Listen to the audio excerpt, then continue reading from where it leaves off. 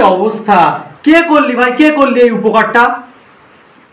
এত সুন্দর একটা রুম ছিল, নোংরা ভর্তি হয়ে কি সুন্দর এইভাবে ঝাঁ চকচকে পরিষ্কার করার ব্যাপারটা আমার একদম ভালো লাগে না। কে করলি এটা?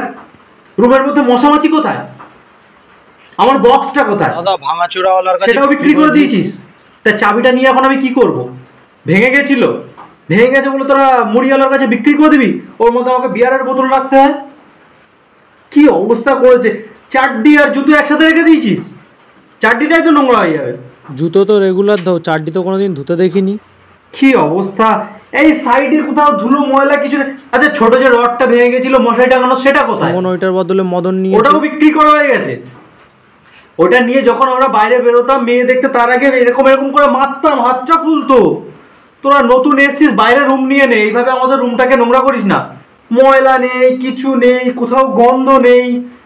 ঘাম জামাগুলো কোথায়?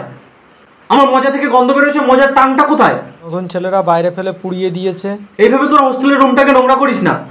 পরিষ্কার পরিচ্ছন্ন রাখার জন্য বাইরে থেকে যে ময়লাগুলো ফেলেছিস সেগুলো এনে আবার হোস্টেলটা ভর্তি কর।